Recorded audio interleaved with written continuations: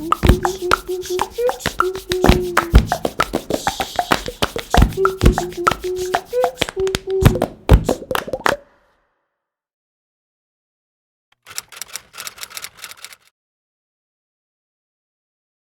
a primeira tese que eu vou sustentar é a seguinte: política é um termo que é tratado na filosofia política desde Platão e Aristóteles. Aristóteles é quem tem um livro chamado Política, mas Platão já na República e em vários outros diálogos, ele trata da política. Então nós temos 2.400 anos de reflexão de filosofia política. A minha área de filosofia política não é ciência política. Fazer a distinção é um pouco complicado, mas eu diria, por exemplo, que a ciência política é uma ciência, então ela procura lidar com a realidade que está acontecendo, ao passo que a filosofia política tem alguns grandes conceitos que percorrem a história e que continuam pertinentes, mesmo quando você tem 2.000 anos de idade. Um filósofo da política não fará uma pesquisa de opinião pública, não fará especulações sobre quem vai ganhar a eleição, quem vai perder. Isso é mais uma área da ciência política. Já a filosofia política, o que me interessa muito é ver como os conceitos dela possam ser utilizados para entender a política como acontece. Aí é um grande pensador da política, de quem eu gosto cada vez mais, embora eu não tenha feito minhas teses sobre ele, foram sobre Thomas Hobbes, que é Maquiavel. Mas Maquiavel é o mais adequado para tratar a política no dia a dia. Mas eu praticamente não vou tratar dele, a não ser que entre na discussão alguma coisa que o torne oportuno. Eu começava dizendo, então, nós temos 2.400 anos, pelo menos no Ocidente, de reflexão sobre algo a que já se dá desde o começo o nome de política, e ao longo desse tempo, política se refere a poder. Se referindo a poder, pode se referir a vários tipos de poder. Então, durante mais de 2.000 desses 2.400 anos, na verdade, até praticamente anteontem, até o século XX, por política se entendem os vários tipos de poder, então vai haver tipologias. Aristóteles fará a tipologia que vai ser clássica por muito tempo, entre monarquia, aristocracia e democracia. É uma tipologia numérica. Mandam todos, ou manda um número intermediário? Manda monarquia, todos, democracia, número intermediário, tendendo mais para o número pequeno, aristocracia. Montesquieu vai fazer uma tipologia diferente, monarquia, despotismo, república. Mas essas tipologias admitem que vários tipos de poder são legítimos, vários tipos de poder são política. O que vai acontecer no século XX, sobretudo depois da Segunda Guerra Mundial, é uma deslegitimação das formas não democráticas de política. Isso eu acho muito interessante. Ao terminar a Segunda Guerra Mundial, a democracia passa a ser uma palavra-chave para pensar a política. É como se a única política possível seja democrática. Outras não são políticas, são outra coisa. Há um artigo meu nesse livro A Boa Política que é: pode haver política que não seja democrática? Minha tese é que hoje em dia não. E por que que isso acontece? Primeiro, pela derrota dos fascismos, e uma derrota em nome, em boa parte, da democracia. Segundo, o fato de que mesmo os países não democráticos que lutam contra o fascismo, ou eles se dizem democracias, comunismo se dizendo democracia popular, dizendo-se até uma democracia mais substancial, mais substantiva do que a democracia formal burguesa, mas nós sabemos que eram ditaduras, etc., mas não tinham coragem de se dizer ditaduras. E, por outro lado, o episódio nosso, brasileiro, de que o Brasil vai lutar contra ditaduras e, ao terminar a guerra, ele fica contraditório você ter uma ditadura no Brasil, e a ditadura é derrubada em outubro, ou seja, 5, 6 meses depois da rendição alemã, a ditadura brasileira é derrubada. Então, a ideia de essa convergência de política e democracia se dá muito por uma conceituação que passa a ser parecida para uma e para outra, que é o uso da palavra. Vai se dizer cada vez mais que a diferença entre a política e o uso da força está que na política você não usa força, você usa a palavra. Você usa persuasão. persuasão significa que você não vai poder impor ao outro a posição que você tem. Você tem que persuadi-lo. Isso remete a uma outra, além da política, a outro livro de Aristóteles, que é a retórica. A retórica, o que é? É eu adequar meu discurso ao meu ouvinte. Eu procuro conhecer as paixões do meu ouvinte, por isso toda retórica pressupõe uma psicologia, e, em função dessas paixões do meu ouvinte, eu modulo o meu discurso. Então, se meu ouvinte quer ganhar mais dinheiro, eu vou defender a prosperidade. Se ele quer mais liberdade de comportamento, eu vou defender a tolerância às condutas mais diferentes. Se ele quer mais solidariedade, vou defender uma política mais social, mais socialista, eventualmente.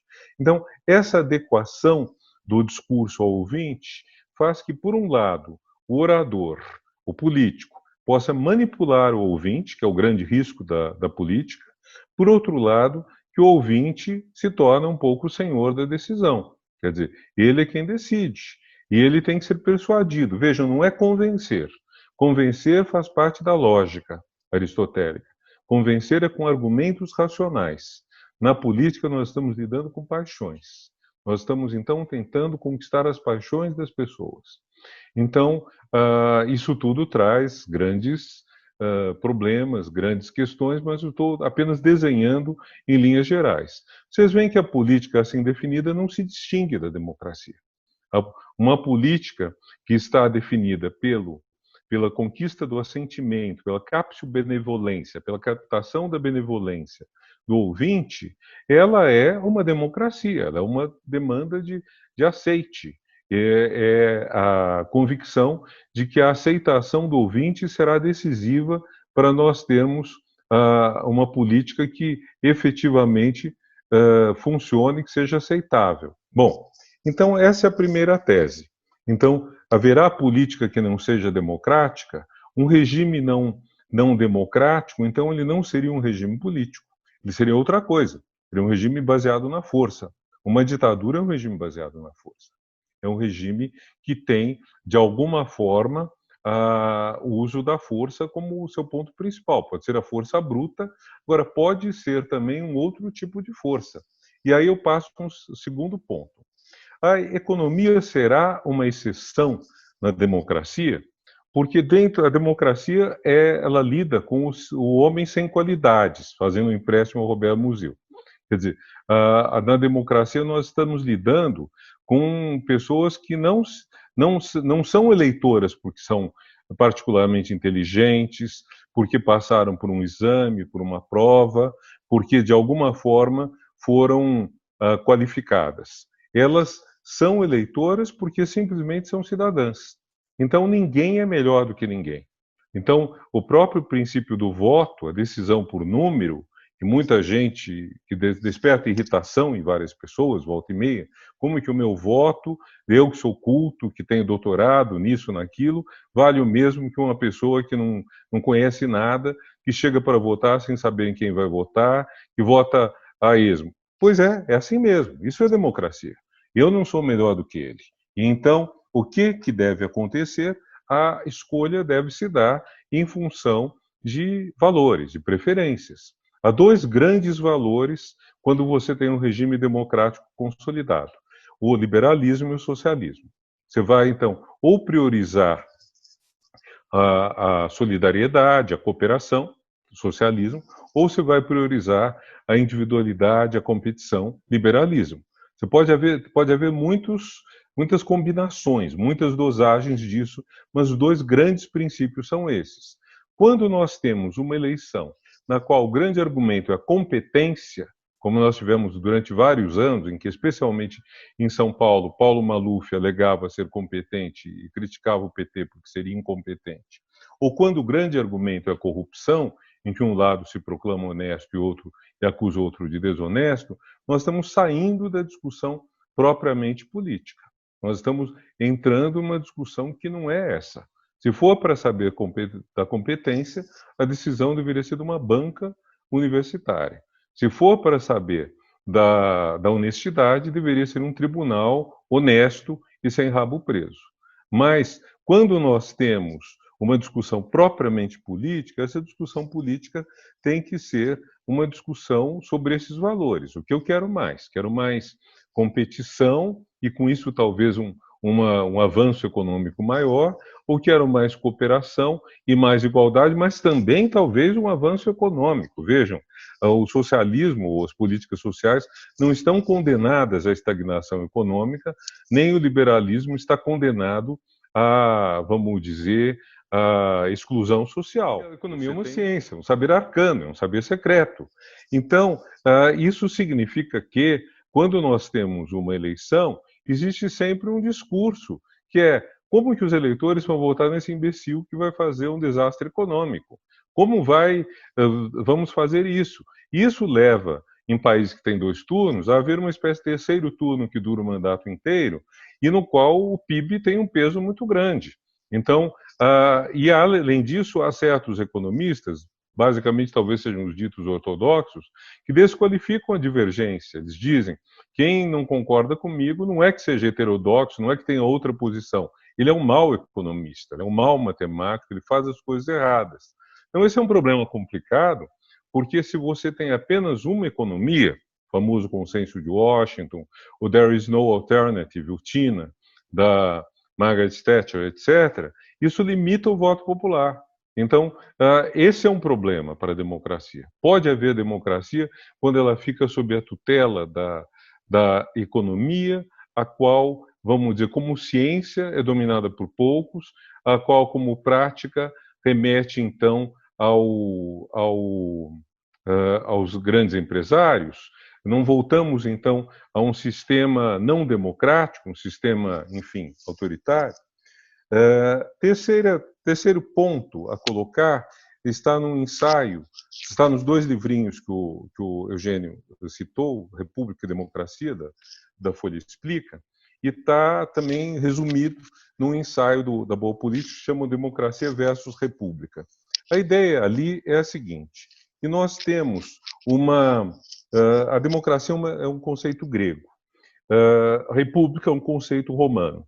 A democracia na Grécia, e isso é muito interessante quando a gente estuda o século V a.C., em Atenas, o período de Péricles, de Sócrates, de Platão e Aristóteles, é uma coisa muito interessante, porque a gente nota que existe uma crítica forte à democracia, porque ela seria o regime em que os pobres poderiam mandar. Aliás, a palavra democracia, para Aristóteles, é uma perversão do poder.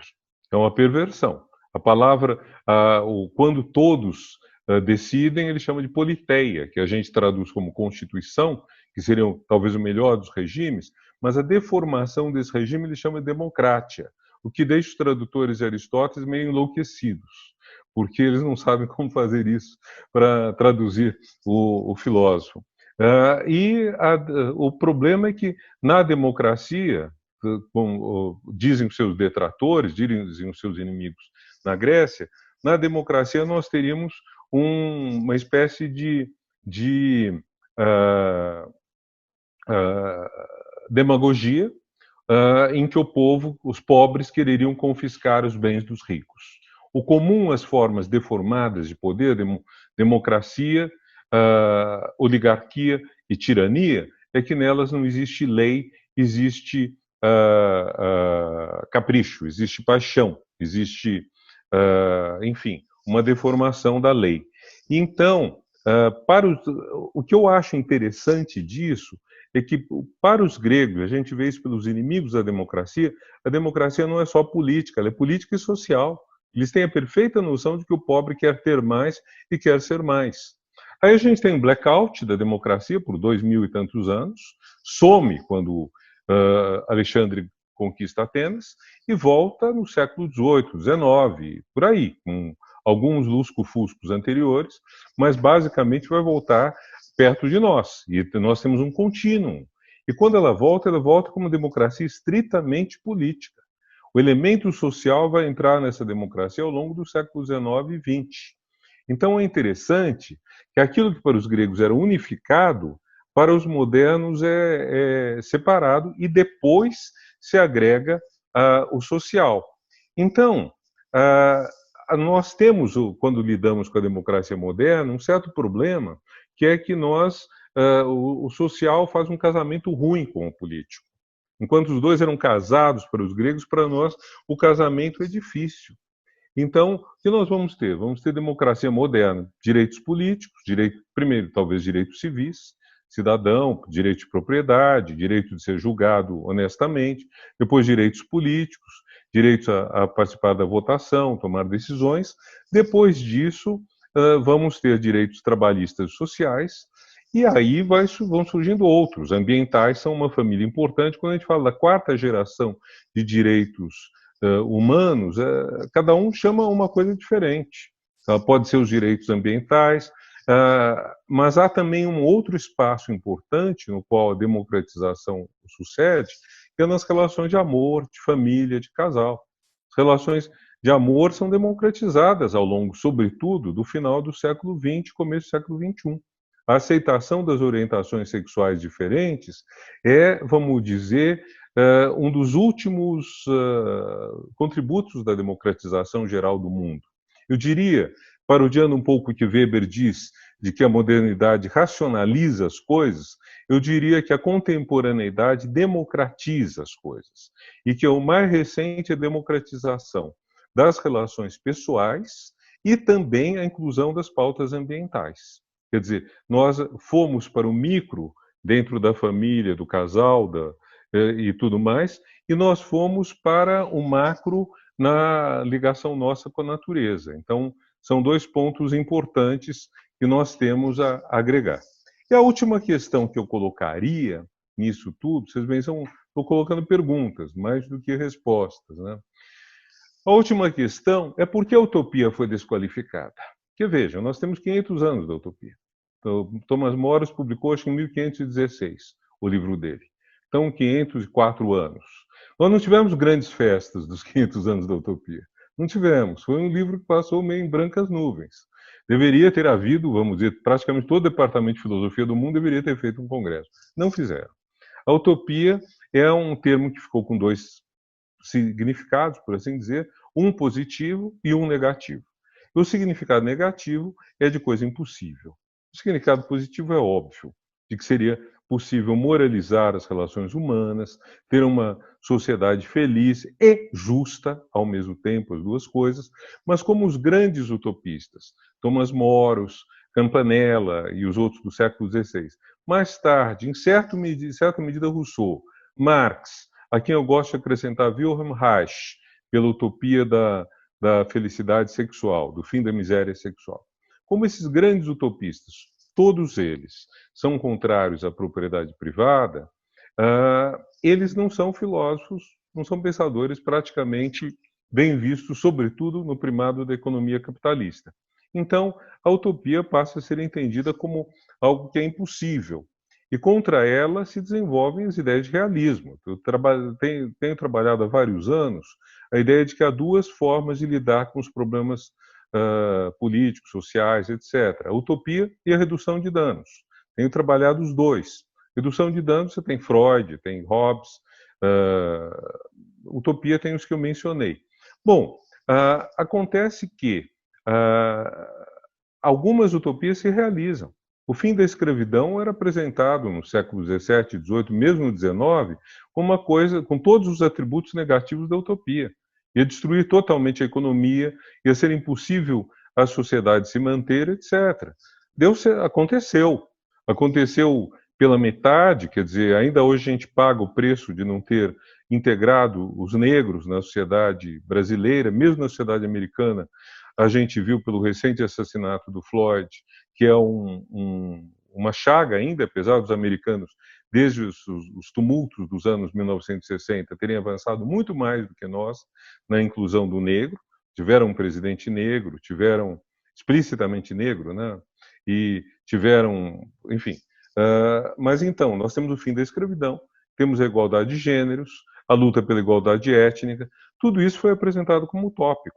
Então, a utopia continua sendo um aguilhão importante para forçarmos a sair da zona de conforto. Acho que esse é um ponto importante.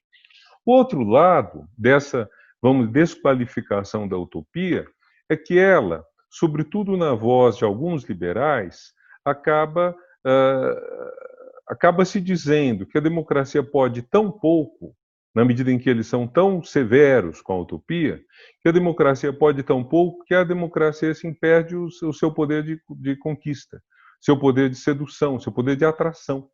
Uma democracia resignada. Eu chamo a democracia, de alguns liberais, de democracia resignada.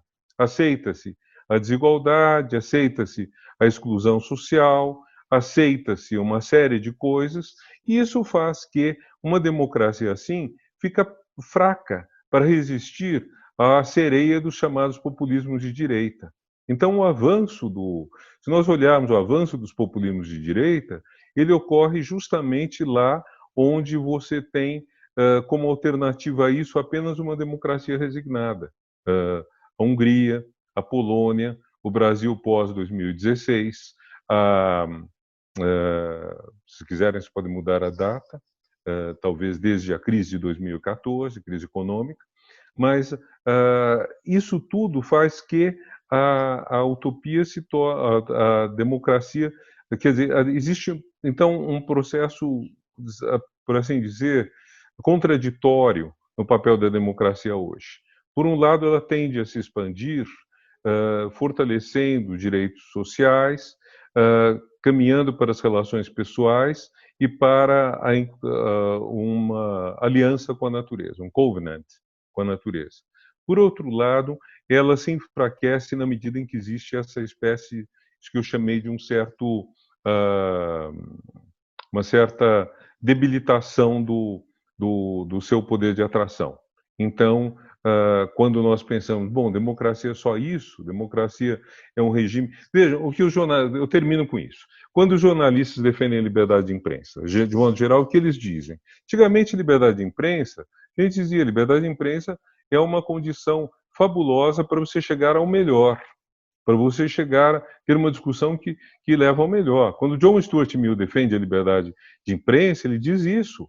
Mesmo que um lado tenha total razão, nada impede que o lado antagônico levante outros pontos que farão que ele melhore ainda o seu argumento. Então, a ideia da liberdade de imprensa é essa ideia positiva. Quando a gente lê os editoriais da Folha defendendo a liberdade de expressão de todo mundo, hoje eles estão um pouco em dúvida por causa da fake news.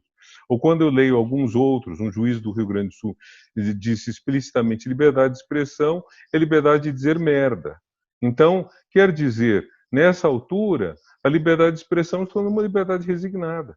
Ela não tem mais um valor, não tem mais um significado, não tem mais uma utopia, não tem mais uma proposta de sociedade melhor. É essa democracia resignada que me parece muito pouco atrativa. Tem uma coisa tua que eu adoro e que virou na ECA uma espécie de mantra, porque vários professores recorrem a isso, citando você, que é o duelo entre a vontade e o desejo no enfrentamento entre a democracia e a república. E você tem uma explicação maravilhosa. Desejo a gente tem de fumar, vontade a gente tem de parar de fumar. E a maneira como você expõe a mediação da razão na formação da vontade, e que é maravilhoso, e simplifica e ilumina tudo. Da sua visão da política, não poderia deixar de ser uma visão ética, embora você... enfim, é uma visão ética, porque lida com valores e mesmo a sua tese, segundo a qual não pode haver política se ela não for democrática. Por causa disso, eu queria trazer um pouco o tema da ética, pedir para você falar um pouquinho da ética na política, e eu quero aproveitar aqui uma frase do seu livro A Boa Política, no ensaio em que você trata do PT e da ética, se inverte a reflexão ética sobre o PT, e uma frase é lapidar aqui, muito representativa. Eu vou ler. Se o PT perdeu sua imagem ética, não foi unicamente devido às acusações de malfeitos. Foi porque ele mesmo não enxergou a dimensão ética do que fez ou propôs de melhor. O PT perde, portanto, a sua imagem E o seu reconhecimento ético, segundo o que você diz aqui, pelo positivo, mais do que pelo negativo, e positivo em mais de um sentido. Eu queria apenas trazer essa frase, entregá-la para você e pedir para você falar um pouco disso, porque aqui fica muito claro que a política é uma realização ética. O PT, nos seus 40 anos, os primeiros 20 anos, ele é um partido chamado de um partido utópico, no mau sentido do termo, um partido que desejaria coisas que são impossíveis, é um partido tão ético que não saberia governar. Esse argumento aparece muitas vezes no curso dos anos 80, 90, é uma beleza, mas não vai conseguir governar. Eu voto nele para deputado, mas não para governador, presidente, tipo esse tipo de coisa, né? Então, o que vai acontecer? São duas grandes causas éticas. Uma, o fim da corrupção, outro, o fim da miséria.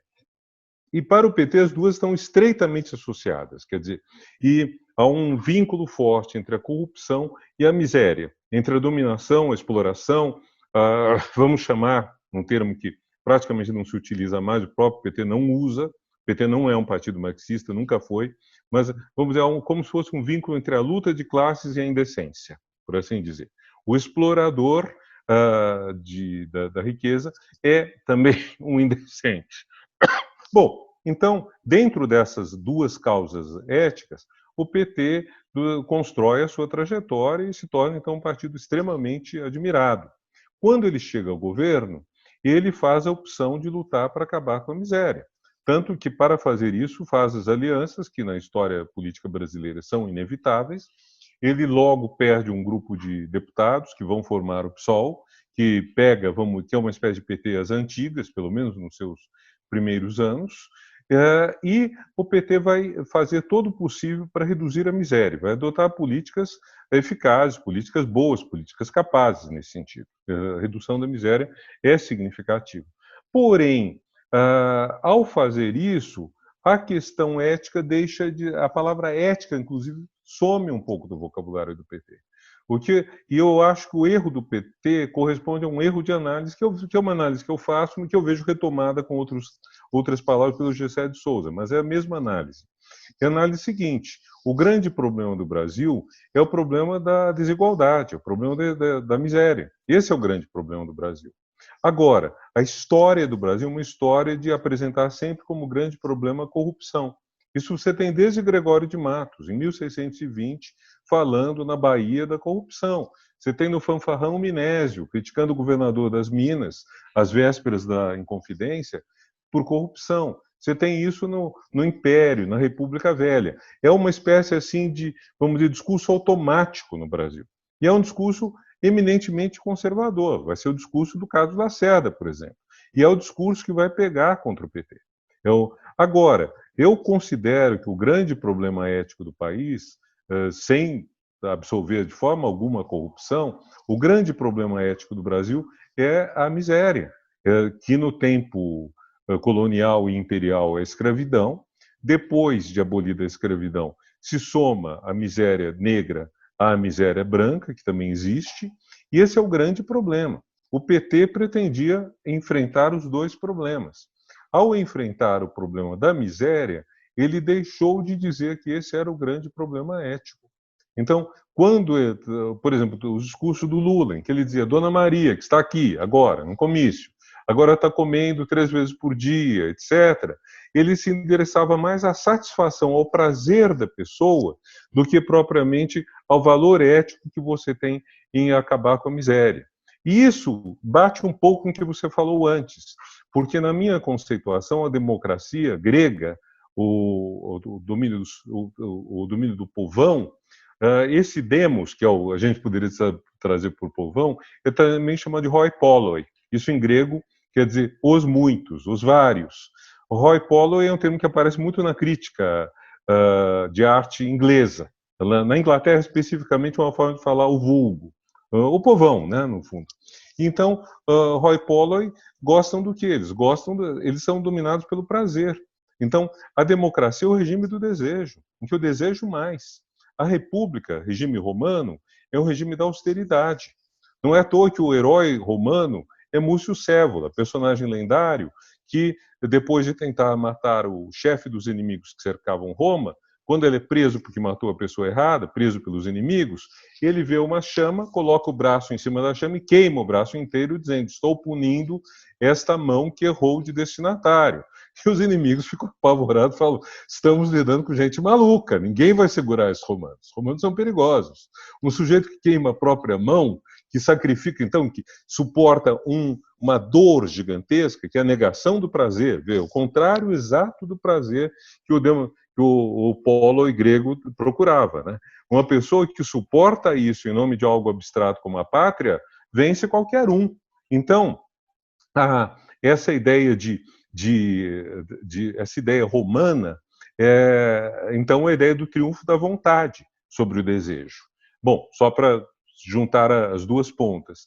Então, o que eu acho que o PT errou foi de não ter trabalhado essa questão da ética que existe em você enfrentar a miséria. Quer dizer, quando você transforma a pirâmide social, a base, 100 milhões de pobres e miseráveis, num losango, você reduz os pobres e miseráveis a algo como 50 milhões e faz que na metade você tenha uma espécie de classe média baixa, talvez com 100 milhões, estou citando de memória, um dado que é de mais ou menos 2010, quando você faz essa mudança, você está fazendo um trabalho ético. Por que o PT jamais usou isso como termo ético? Ele deu de bandeja para o PSDB a possibilidade, em 2006, de defender, de lançar um candidato à presidência, cujo mote era: por um Brasil decente, Alckmin presidente. Veja, essa rima seria impossível contra o PT antes dele entrar no governo. Mas ele entrando no governo, ele declinou o discurso ético. Eu não estou dizendo que ele foi antiético. Não foi. A corrupção petista não parece ser maior do que qualquer outra corrupção. Só que ele fez esse trabalho ético notável, porém que ele não soube utilizar no discurso. No ano passado, o República da Manhã participou de uma pesquisa com 42 países do mundo. Nós fomos os responsáveis pela parte do Brasil da pesquisa sobre a democracia, né?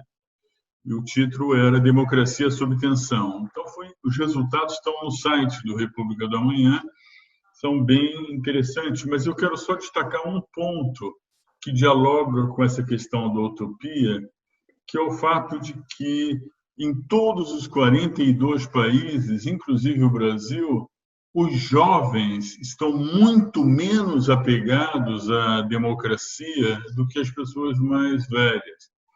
Ou seja, a pesquisa tem uma pergunta que é comum a todos os países, a entrevista de campo mesmo, né, com as pessoas em todos os países, e que mostra que os jovens prefeririam ser governados por especialistas do que por eleitos.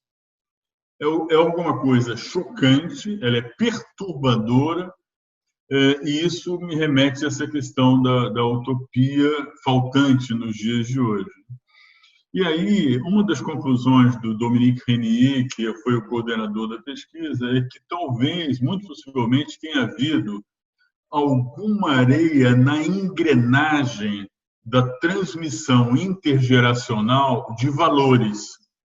Alguma coisa não funcionou como nas gerações precedentes na transmissão de valores intergeracionalmente falando. Então, esse é um ponto que eu queria que você refletisse aqui conosco. E também você tinha me falado que talvez falasse um pouco do tema da liderança. E espero que mais adiante também eu possa voltar. Mas, por enquanto, eu te deixo apenas essa questão da utopia e dessa falha na engrenagem da transmissão de valores. Otávio, eu vejo a coisa da seguinte maneira. Segunda Guerra Mundial representa a vitória do termo democracia. Quer dizer, até a Segunda Guerra Mundial, falar mal da democracia era comum. No século XIX, há um discurso de um primeiro-ministro britânico, talvez seja o Gladstone, em que ele diz: não sou democrata. Se fosse o de Israel, ele não me impressionaria, que era um Tory. Mas é o Gladstone, tem a impressão que diz: não sou democrata, como se democracia fosse uma coisa ruim. E você tem isso até 1940, 45, quando as Nações Unidas, embora na sua criação não exaltem a democracia contra a ditadura, mas são forçadas, de certa forma, a brandir uma causa democrática. E depois disso nós temos os 30 anos gloriosos, são anos de expansão econômica e democrática, e democracia social, inclusive, no hemisfério norte. Há uma frase famosa do Macmillan, primeiro-ministro conservador, em 1955, sendo vaiado, e ele diz para um operário, you never had it so good, nunca você teve uma vida tão boa. Quer dizer, a ideia de que houve realmente uma distribuição de prosperidade no hemisfério norte. Isso termina em 73 com a crise do petróleo. E nesse período, o hemisfério sul não está bem, porque o hemisfério sul, aos poucos, consegue a independência das colônias africanas e asiáticas. Aqui nós temos as nossas ditaduras, mas depois de um intervalo, nós temos outros 30 gloriosos, são os gloriosos do hemisfério sul. São dos anos 80 até os anos 2010, em que nós temos, no Brasil, com governo de centro-esquerda, em outros países com governos mais conservadores, mas nós temos uma inclusão social significativa, que é um ponto muito interessante. Quer dizer, nós temos uma prosperidade que cresce. Eu costumo comentar que, embora não houvesse um recenseamento mundial no tempo de Atenas, da democracia ateniense, especula-se que houvesse de 100 milhões a 500 milhões de habitantes no mundo. E Atenas, a democracia seria 1/1000 da população mundial. Hoje, se você pega um mapa mundi com os países mais importantes, você fácil passa de metade da população mundial em lugares em que você tem liberdade de escolher o governante e de escolher as principais liberdades pessoais. Sabe? Então, nós passamos 0,1% para 50%, isso é um grande êxito, e uma boa parte disso vem da queda das ditaduras de direita na América Latina e comunistas. Então, nós temos esse avanço, e esse avanço na década, para a partir do Brexit. A partir do Brexit é o sinal de reversão. Brexit, Trump, Hungria, Polônia, Bolsonaro, tudo mais. Então, nós temos essa situação que está em aberto, a gente não sabe que lado vai ganhar, depende muito da eleição americana esse ano, depende muito de outras coisas que podem acontecer, mas nós temos uma mudança nisso. Então, me parece que esse desencanto ele pode ser atribuído a duas razões básicas, e talvez opostas. Uma possibilidade é uma reação daqueles que se sentiram, de alguma forma, estranhos nesse Brave New World, nesse admirável mundo novo. Gente que achou esquisito. O pessoal que foi engolindo mal a liberdade de orientação sexual, foi engolindo mal o crescimento da igualdade, engolindo mal negro viajar de avião, gente de sandália de dedo fazer... Enfim, aquele episódio da professora da PUC do Rio, que postou uma bobagem no Galeão. O engraçado é que ela estava ridicularizando um procurador-chefe o chefe da procuradoria de um município, não era um pobre. Mas, enfim, quer dizer, tem um lado dos descontentes com a inclusão, das pessoas que, de alguma forma, querem a volta ao mundo de vovô. Assim, Bolsonaro, como eu disse, quero retornar 50 anos nos costumes e na segurança, logo antes do segundo turno de 2018. Então, pode ser que nós estejamos vivendo esses estertores de um velho mundo. E a própria vitória do Brexit, quando a gente vê que os mais velhos, os mais interioranos, os menos cultos foram quem mais votou pelo Brexit, a gente pensa com tristeza que se o plebiscito fosse 10 anos depois, o resultado seria diferente. Isso hoje é praticamente irreversível. Mas, então, a primeira hipótese é um soluço de insatisfação. A segunda hipótese é a mais difícil, a mais dura. Talvez essa democracia que nós chegamos para essa metade da população mundial não esteja tão atrativa. Talvez, de alguma forma, ela esteja trazendo um problema e, em função disso, nós estejamos numa crise mesmo da democracia. E nós tenhamos, então, que ver o que poderia trazer mais gente para para isso? Eu não sei. Onde eu quero chegar? Quero chegar que a democracia que está disponível desde a crise de 2008 e, sobretudo, desde o Brexit, é uma democracia pouco atrativa.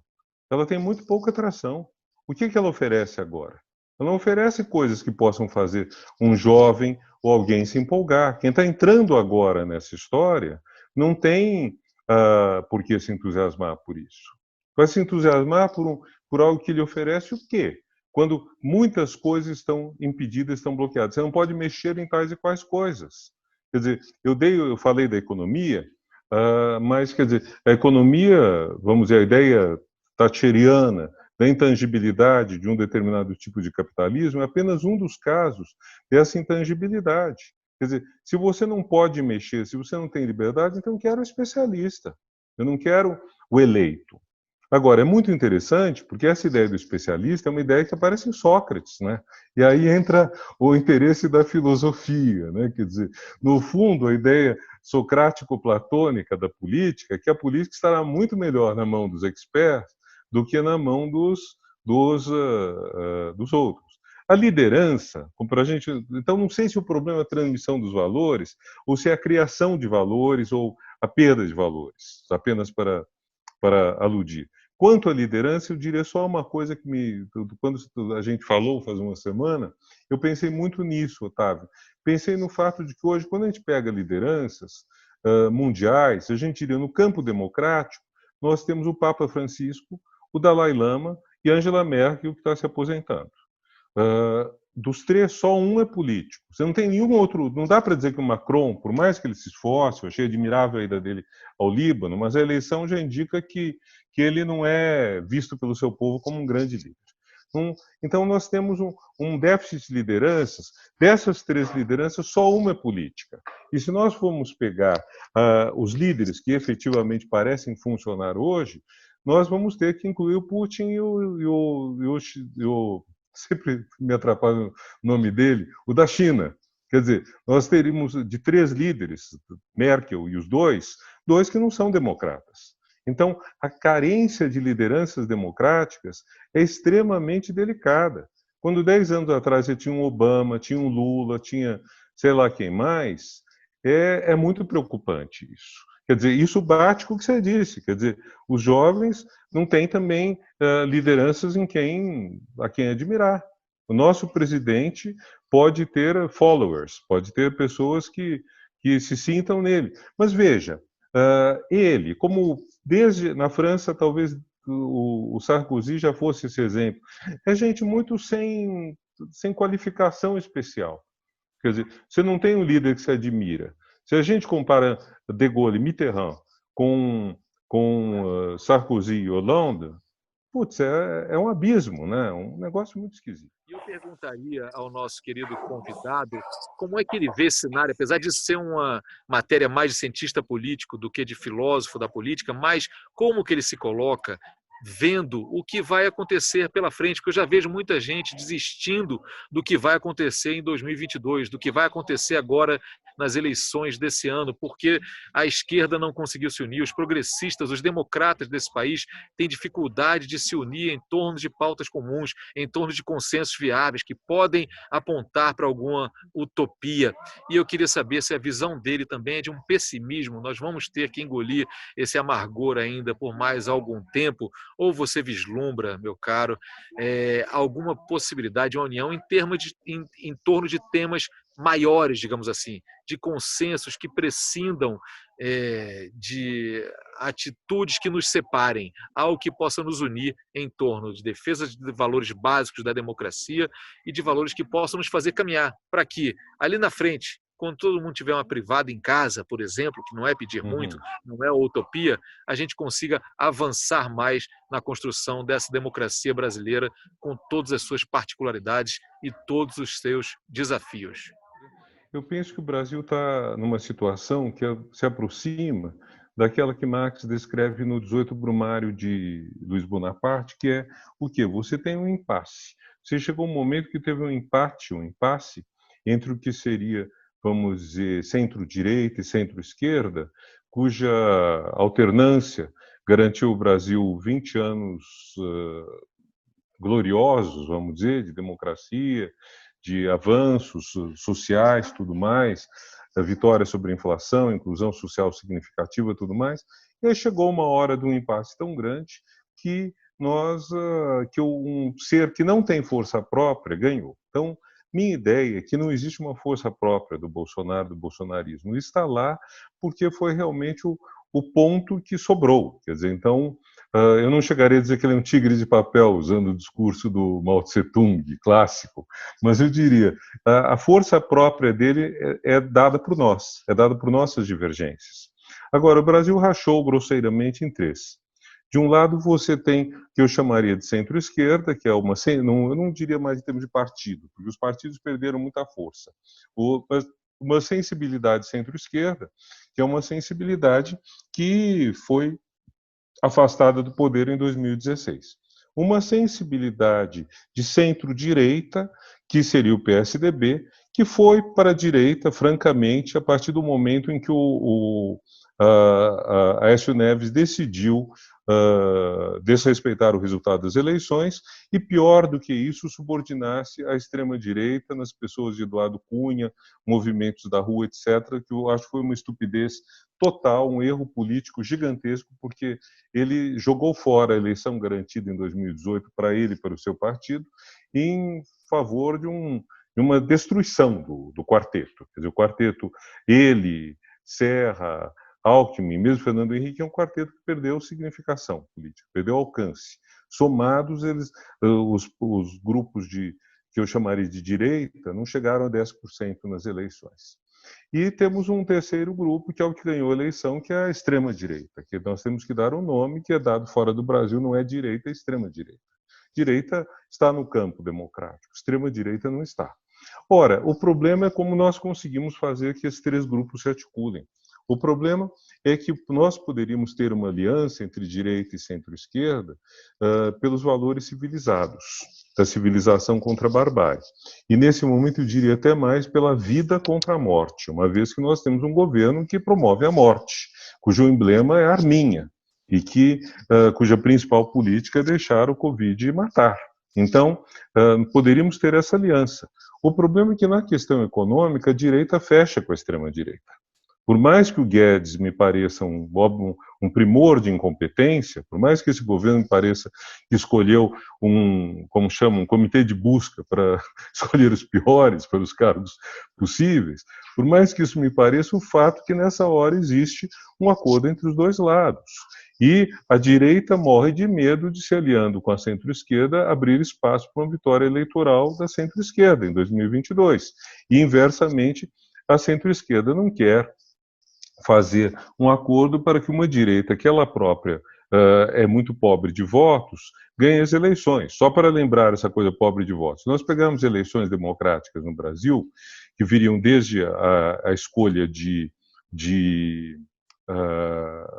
Dutra, em 45, nós tivemos sempre uma disputa entre direita e esquerda. Não que Dutra fosse de esquerda, apenas Dutra estava à esquerda de Eduardo Gomes. Quer dizer, esquerda e direita, na verdade, são posições, não são substâncias. Não existe uma definição, a esquerda é. A esquerda está, a esquerda de, a direita está, a direita de.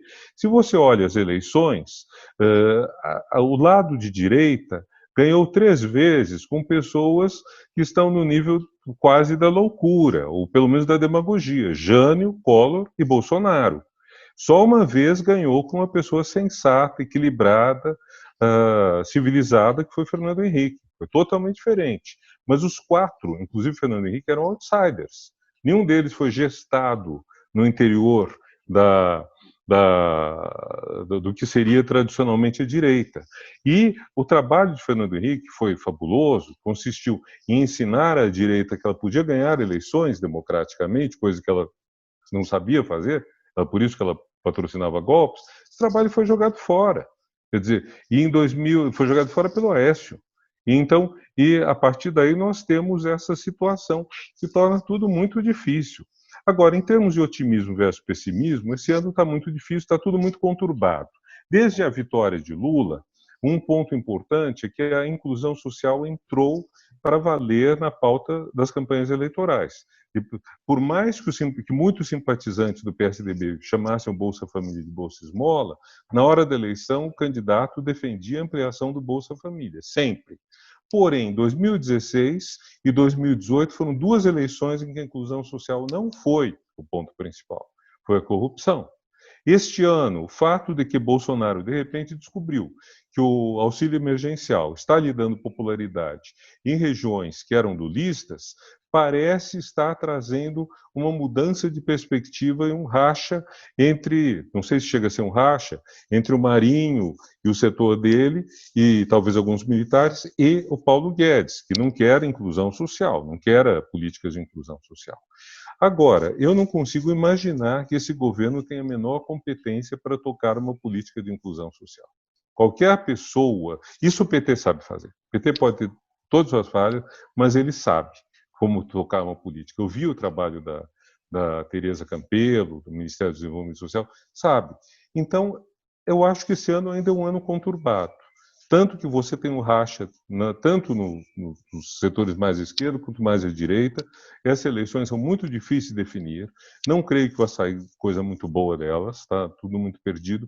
Mas eu creio que para 2022, a ideia de um Bolsonaro vitaminado pelo voto dos pobres graças a políticas sociais, eu não acredito. Eu acho que o máximo que ele consegue é restaurar a caixa, como chamava, não era caixa... aquelas caixas que eles davam, surgiu a palavra, com óleo, arroz, feijão, etc., de emergência para as pessoas, que é uma política super arcaica. Eles podem fazer isso via igrejas evangélicas, via deputados, é um retrocesso. Isso eles podem até tentar fazer, mas eu não creio que seja duradouro isso. Então, nesse sentido, eu sou mais otimista a médio prazo. O problema é saber o que sobra do Brasil até 2022. Isso eu tenho medo de que não sobre muito. Eu queria muito te ouvir um pouco sobre como pensar a questão democrática do ponto de vista da esquerda para o futuro, quer dizer, para as próximas décadas desse século, que são décadas de muita transformação, uma transformação que vai produzir muito conflito, muita dor, muitas perdas antes da gente poder ter algum ganho, e esses ganhos têm que ser construídos através de políticas progressistas.